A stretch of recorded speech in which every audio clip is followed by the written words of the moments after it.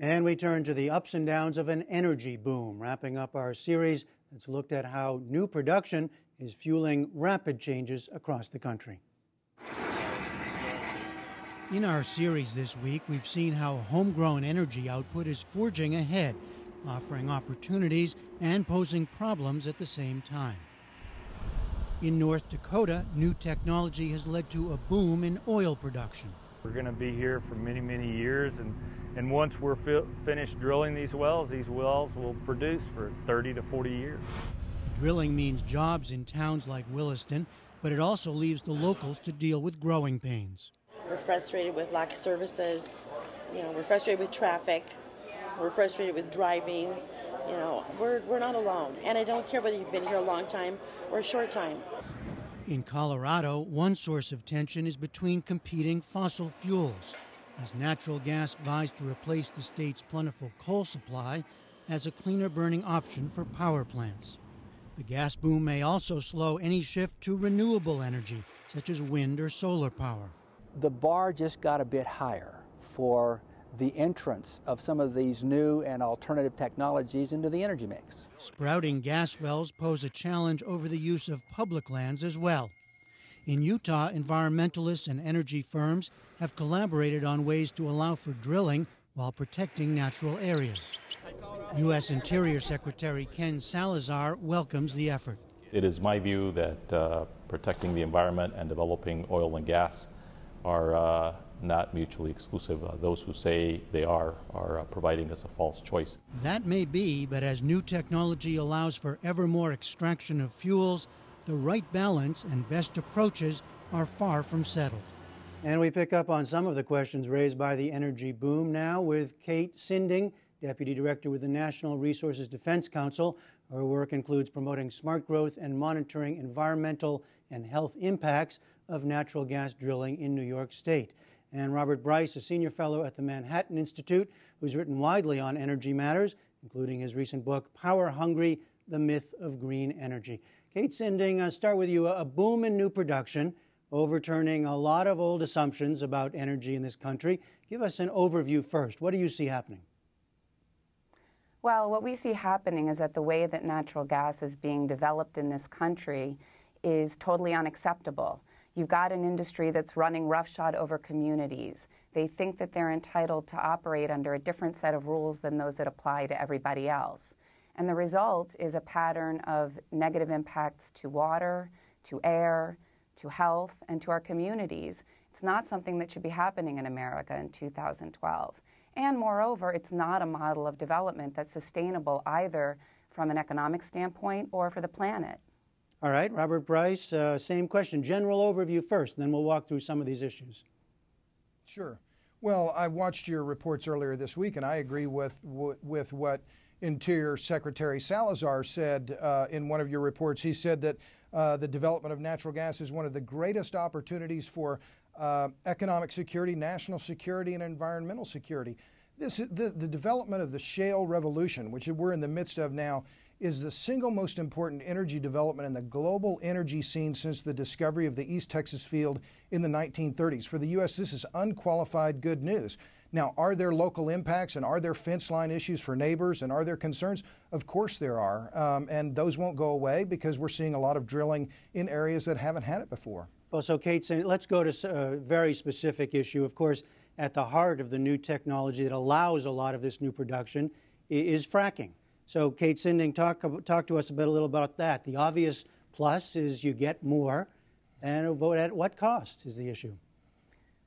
Right, yeah, fracking, it's been the development of fracking combined in the case of many of these resources with horizontal drilling that allows for them to develop resources where they previously hadn't thought that they economically could do so.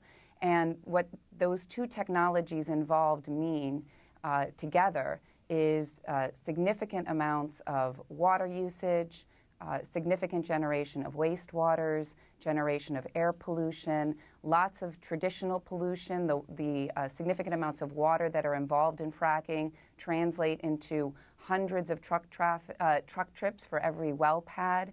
Those in turn into not only air quality impacts, but impacts to quality of life, the kinds of things that we saw in a clip from one of the segments earlier this week.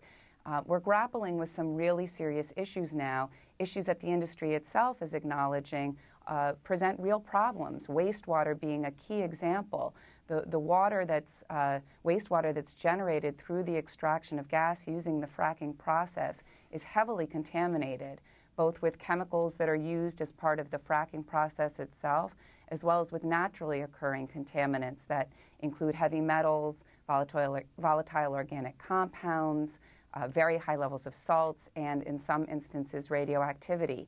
And millions of gallons of that wastewater are generated per well pad. So what to do with that wastewater, how to safely dispose of it in a way that doesn't present risks to the communities, not only where drilling is occurring, but where the wastewater ends up being transported, is a very vexing issue. And it highlights. Go ahead. No, I just want to bring Robert Bryce in on this, because I'm wondering, is it a question of acknowledging all the kinds of questions that we just heard and the concerns, but in the balance that's okay, or do you question some of the science behind fracking and other technology? Well, look, this is a technology that is not new. It's been used over 1 million times over the last 6 decades. The points that Ms. Sinding makes, I agree with some of them, but there are 3 interrelated points if we look at this in the big picture in terms of public relations. One is that we're talking about water, which is an emotional issue for everyone. No one wants contaminated water. Second, the oil and gas industry has a lower favorability rating than Congress. This is according to a recent Gallup poll. So beating up on the oil and gas industry for the environmental groups is extremely easy. And finally, the environmental groups have a very simple message, which is basically big oil wants to pollute your water. And so the drilling industry's only response is, well, no, we don't. But when you look at the overall balance, and I'm not dismissing the fence line issues that are involved here, the truck traffic, et cetera, but this is an incredible benefit to the U.S. economy. If you look at the period from 2003 through 2008, natural gas prices averaged over $7. Today, they're under $3. That results in a savings to the U.S. economy of $263 million a day. That's $96 billion a year. This is incredibly good news for the U.S. economy at a critical time for when a lot of people are out of work. Well, so this goes to that balance question, and Kate Sinding, I mean, we heard in our setup, we heard Ken Salazar say that it's a false choice to pick between protecting the environment and developing more oil and gas. Well, I would say it's a false choice between protecting the environment and economic development and energy security. Where we need to be investing, where we need to be creating new policies and new laws is in the area of facilitating the rapid development of energy efficiency and renewables. Obviously, we're in favor of economic development for this country and economic security and energy security, but we need to be focusing not on yet another fossil fuel, one that, although it may be cleaner burning than coal or oil, will not help us solve the climate crisis. In fact, numerous recent studies show that if we end up with decades of dependence on gas rather than investments in renewables and energy efficiency, we're going to be further set back in our effort to deal with the climate crisis. So that's where we need to be focusing our policies and our investments. Energy efficiency, renewables, those are good, clean jobs, sustainable jobs, and the kind of economic development that the country should be looking for. And it sounds like you are fearing what we heard in one of the reports, that the boom as is now undermines those kinds of investments. Robert Bryce, what about that? Is that a possibility here, or is that actually happening? Well, look, no one's opposed to energy efficiency. There's been bipartisan agreement on increases in energy efficiency for decades, and our economy has grown to be one of the most energy efficient economies in the world. We've made great strides there. Renewables, I'm all for renewables. I have solar panels on the roof of my house. They simply cannot provide this vast scale of energy that is demanded either here in the United States or around the world. Natural gas continues to be vilified as a fossil fuel. Look at what the International Energy Agency said in May. This is the IEA based in Paris. They said that since 2006, the U.S. has reduced its CO2 emissions by 430 million tons. It's more than any other country on the planet. This is not a perfect solution in terms of reducing CO2, but why did the IEA point to the U.S.? Because low-cost natural gas is displacing coal. This is a great story. Are there costs? Of course there are. There's no such thing as a free lunch when it comes to energy or anything else. Kate Sinding, we're just in our last minute. You want to answer him, respond to that?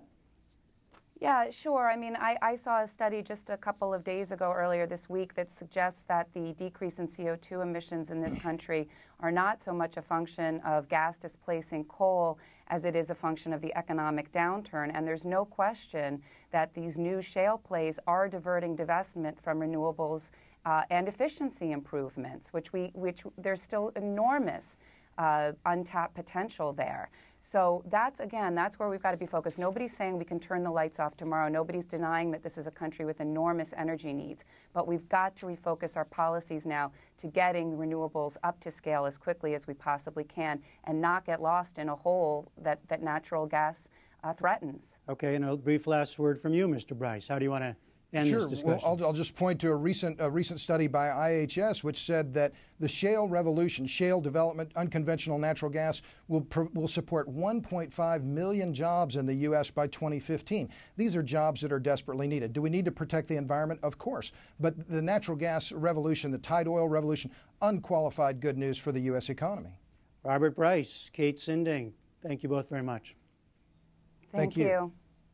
And you can watch our complete energy series, read a detailed report on fracking, and find a link to Prairie Public's extended look at the oil boom in North Dakota on our webpage.